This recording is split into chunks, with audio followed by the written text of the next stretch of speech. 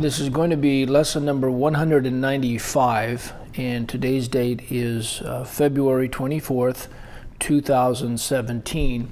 And this week we've been looking at the topic of the end of salvation, and we talked about the times and the seasons for both salvation and judgment, which can also be expressed in terms of an open and shut door, both of which are under the control of God Himself, as we read, for example, in Revelation 3:7-8. And to the angel or messenger of the church in Philadelphia write, These things saith he that is holy, he that is true, he that hath the key of David, he that openeth, and no man shutteth, and shutteth, and no man openeth. I know thy works. Behold, I have set before thee an open door, and no man can shut it. For thou hast a little strength, and hast kept my word, and hast not denied my name.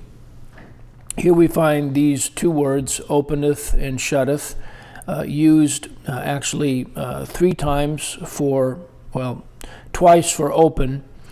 Once it's a different word.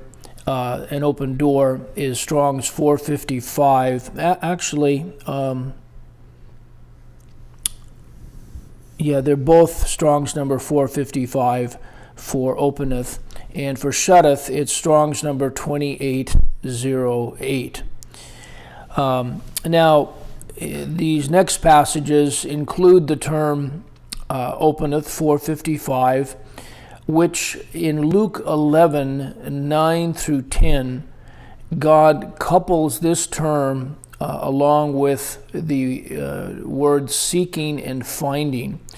And it has to be correctly understood that in the context, what is being discussed is the will of God.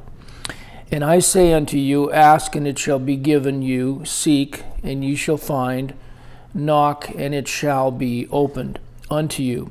For every one that asketh receiveth, and he that seeketh findeth, and to him that knocketh it shall be opened. In Acts 14:27, the door is identified as the door of faith.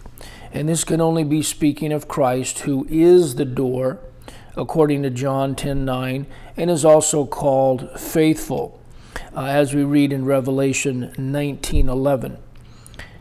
This is Acts 14:27. And when they were come and had gathered the church together, they rehearsed all that God had done with them, and how He had opened the door of faith unto the Gentiles.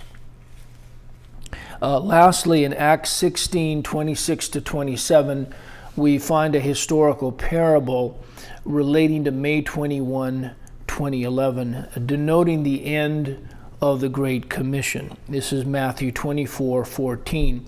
Since all who were to be saved were spiritually set free at that time. And suddenly there was a great earthquake, so that the foundations of the prison were shaken, and immediately all the doors were open, and every one's bands were loosed.